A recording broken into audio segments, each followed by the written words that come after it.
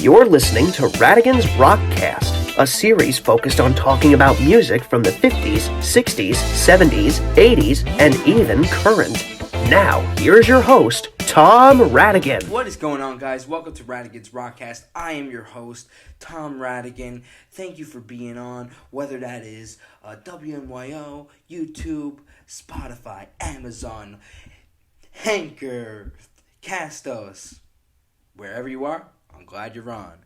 And without those long quiet pauses, or there'll probably be more quiet pauses, but those hopefully will be intentional throughout the show. So anyway, let's go into it and all that. And so we talked about Elvis last time, and now it's time to talk about Buddy Holly. He was one of the first singer-songwriters of rock and roll. Buddy Holly's career was cut short due to a tragic plane crash that killed him at the age of 22. He could play some lead guitar and sing. His vocal style was using the vocal hiccup in many of his songs. Buddy Holly had a different appearance, unlike Elvis and his long black hair. Buddy Holly had glasses, but that didn't stop him from being a profound rock and roller. He also co-wrote a lot of his songs, unlike Elvis. You know, he co-wrote, sometimes some of his songs he didn't write on. But yeah, his band, The Crickets, was an inspiration for the name of the Beatles. Buddy got his start playing with Bob Montgomery, known as Buddy and Bob. They were played on the local radio station. Buddy was later signed to Decca, where he released his single "Love Me" in 1956, but left due to creative differences with producer Owen Bradley. So yeah, Owen Bradley and Buddy did not work well together. But he ended up recording in a studio in Clovis, New Mexico, with Norman Petty.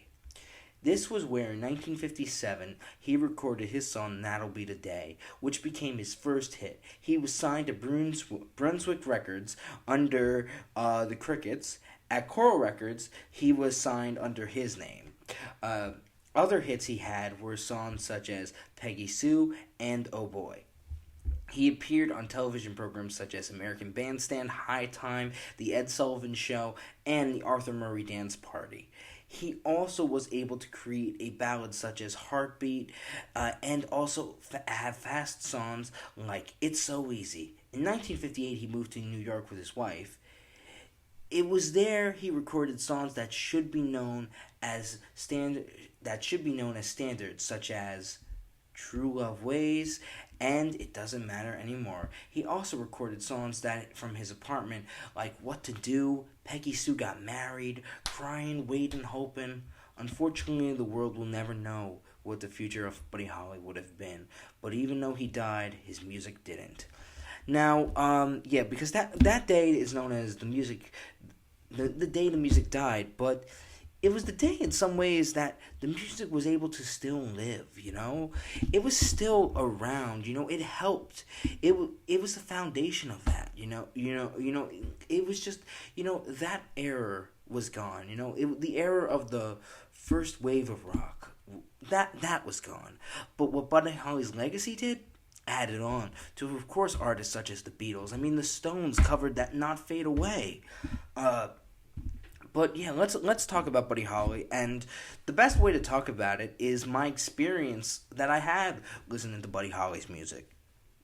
Like Elvis, I got into Buddy Holly's music, and mostly a lot of 50s artists in 2011, and that was my year of finding that music. And I gotta say, you know, when you find something for the first time, it's just this magical feeling. It's like being in love, and it's just this wonderful feeling because, you know, I'm seeing a whole new world that I never seen before in my, you know, like in my life. You know, it's a world I never could imagine when I listened to this music, you know, and it's like, it was just, you know, music to my ears. And Buddy Holly was the way I first, if it wasn't for listening to Buddy Holly, I didn't, you know, like, yeah, Buddy Holly was the first of the 50s artists I really listened to before Elvis, before Chuck Berry, before Little Richard. And that was due to the 1978 film with Gary Busey, The Buddy Holly Story. And, you know, I saw that on my 12th birthday.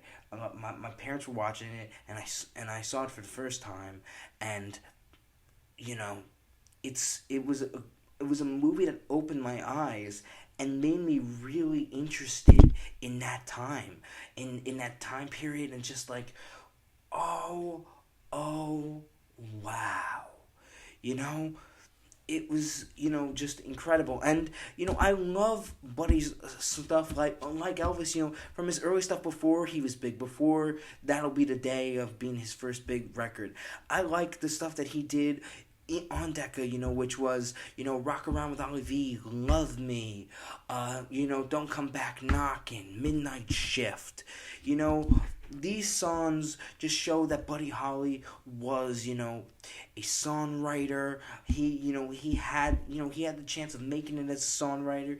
He had these just, a great guitar style. He just had an interesting going for him. And, for him being, even though he didn't have that star appeal in a sense that someone maybe you would say Elvis did, in a sense, Buddy Holly, it didn't stop him. He still was able to come off really cool. I mean, there were so many people that wanted Buddy Holly's glasses, including myself. Like I wanted to have glasses like Buddy Holly. That was the dream on out. With kids, they're like, I want to look like Buddy Holly.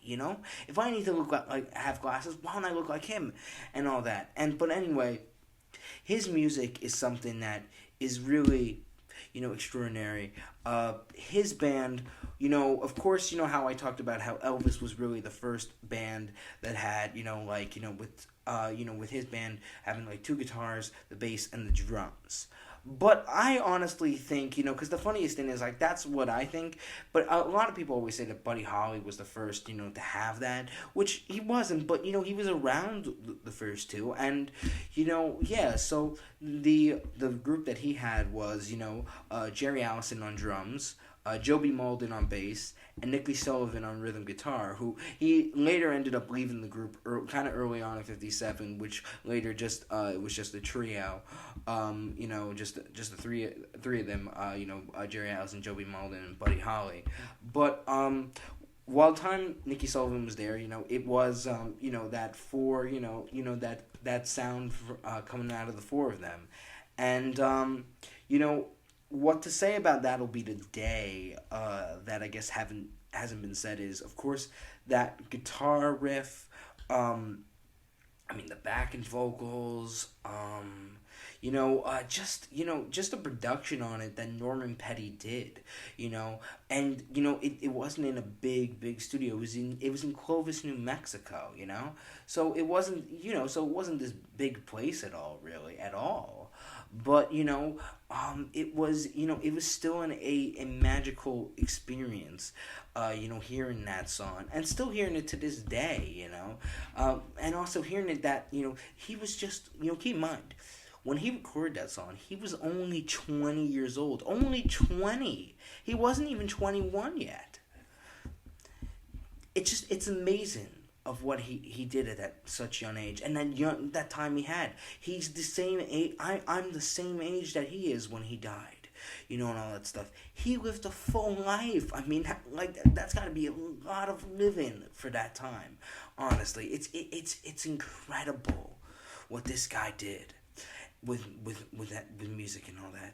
And of course, he had other big hit songs like Peggy Sue.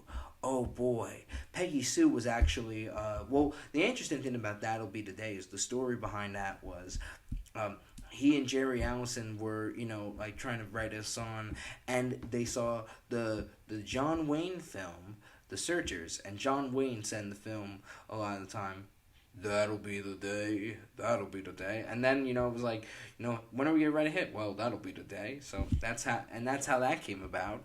Peggy Sue would be their second big hit. Now, Peggy Sue was a different story. Peggy Sue was actually going to be called Cindy Lou. Now, the movie of Buddy Holly's story got it wrong. Cindy Lou was not named after Buddy Holly's girlfriend. It was actually, he wrote it for his niece, actually. But Jerry Allison asked if he could change it to Peggy Sue, a girl that he liked, who he ended up actually marrying. And so that's how that works. Which, it's kind of sad because the way they show how he's coming up with it in the Buddy Holly story is kind of cool when they're in the car, and it's sad because a lot of facts in that movie was wrong. Even though I know that sounds strange, even though the film got a lot of facts wrong about Buddy Holly's life, I mean mostly 95% they got wrong, but it's still an entertaining film. And it's still a film that, celebrated the life of who Buddy Holly was. And then we have also Oh Boy, which was a song that was not written by him. It was written by a guy named Sonny West and Bill Tightman. Now, and they also wrote Rave On as well, which was another big hit from Buddy Holly. And, these songs were good. They had, I'm not a huge fan of the well-polished backing vocals, in a sense. I mean, they're okay. They were from a group called the Picks, but they weren't actually, when Buddy Holly, but I always did wonder why when Buddy Holly performed, he never performed with them and all that stuff. Like, he never had, not like when Elvis performed, Jordanaires were there too. But no, Buddy Holly didn't perform with them. It was just in the studio. And the band didn't back him up during, during those performances live. But, they work well as just, without the backing vocals too. But it would have been interesting to see what they would have been like live too. And it's sad because, when I was young, I was trying to get everything I could get my hands on with Buddy Holly, like Elvis and like any other musician, especially looking up TV appearances. And there weren't that many TV appearances. And Buddy Holly was on American Bandstand, but that footage has not been saved. And there was other footage when Buddy Holly, because Buddy Holly and the Crickets performed in England in 1958, and that was a big deal because not a lot of artists were going overseas at that time. And they were one of the first artists that went overseas, and they performed in England and Australia. And they played on the Palladium in BBC, and those were television, and those were actually live broadcasts. But I think it was in the 70s that stuff got deleted. And also, while we're on the subject of deleted some of Buddy Holly's mastered recordings were also deleted during that Universal fire as well. But other songs with Buddy Holly, that is just, so amazing too, like Every Day and all that. Songs that he did, of course, It's So Easy. It's So Easy is a great song. It's one of my favorites of his. Think It Over. Think It Over actually did it. It's So Easy was actually a really big hit for Buddy Holly, and it's one of his big songs. But Think It Over actually did better in the charts than It's So Easy. It's So Easy, I don't even think made the charts at all. What's so funny about It's So Easy, though, is that even though it didn't hit the charts, Linda Ronstadt had a bigger version with it. And, what I will say is, yes, could it be considered an insult to his memory? But you know what? No, it's not. It's not at all. It's not, because, it shows you his song was able to move on from, generation to generation. And that's why it's still, that's what shows you the classic about music. Music shouldn't have a timestamp. If it has a timestamp, it's not good music, really. It's not. So I just want to say that, that even though it is a kick in the face that his version didn't get to be a hit, to show that his song still lives on no matter what, just shows you don't need a label for a song to be a hit, okay? A song could be a hit without any labels, okay? That is something I have to make clear. Now, moving on to more of, other songs. Of course, I mentioned a little bit of Rave On, but also another song that Your Heartbeat also is another great song. Or, with Think It Over, Fools, the B-side, Fool's Paradise, he did a lot of great songs and all that stuff. And, but he was able to come up with better songs once he moved to New York. And actually, a song that he has always considered one of his favorites, which I think is interesting because it's such a different sound from him, and that is Early in the Morning, and that was a cover of Bobby Darin's song, and that was different. That wasn't his band, and it was a female backing group. Buddy Holly never had a song with a female backing vocals. And when you hear that song, it's like when I heard that song for the first time, I was like, whoa, this is such a different song. And he sings the hell out of it. And it's one of his favorite songs. And, does it work well? Yes. It's so, and then the sax solo on it too. It's something you would not expect from Buddy Holly. But that makes it work. So, what happened? Now, some people might wonder, considering Buddy Holly only lived a short amount of time, did he stay with the Crickets till his death? Well, no. The Crickets actually did break up. The Crickets moved, stayed in Lubbock, Texas. Buddy Holly moved to New York with his newlywed wife, Maria Elena Santiago. And he recorded 3 big songs that became, hits after. And a lot of them were most after his death. So, for instance, these songs were True Love Ways. It Doesn't Matter. Yeah, the True Love Ways, which was a song he wrote about his wife, which is a beautiful, beautiful love song. It Doesn't Matter Anymore, which was a Paul Anka song that he wanted to record. And the song It's Raining in My Heart by, and those were the people who wrote the Everly Brothers songs, which their names were, were basically Felice, Brian. Their names will come to me in a second. Hold on a second for that. Their names are coming to me. I'm trying to think. What was it? And see, I have Google right by me, so let's just Google that. And that, of course, Felice Bryan and Baudelaire Bryan. I don't know if I'm saying that name right. But anyway, they were the ones that did a lot of Everly Brothers songs. And you know what? This song also is another great song. Works pretty well. The orchestra from Dick Jacobs is pretty good on it too. But another thing I want to mention before we end this video is Buddy Holly's apartment tapes. Buddy Holly recorded a bunch on little of those Amtrak, on those types of tape recordings and all that stuff in his Greenwich Village apartment. And those songs were Peggy Sue Got Married, Crying, Waiting, Hoping, and What to Do, These songs were great, it's these were, I wish there were more of these tapes. And it's so cool to have this raw quality of Buddy Holly, just Buddy Holly and the guitar. Nothing else. No backing band, just him and the guitar. And these songs did end up becoming, somewhat of a hits after, Peggy Sue Got Married being the sequel to Peggy Sue, Crying, Waiting, Hoping. Peggy Sue Got Married, because that was a film in the 80s by Francis Ford Coppola, and the original song is used as the opening title, not the backing, because then there were edited versions with backing vocals and all that stuff. That's not that at all. It's just the original version.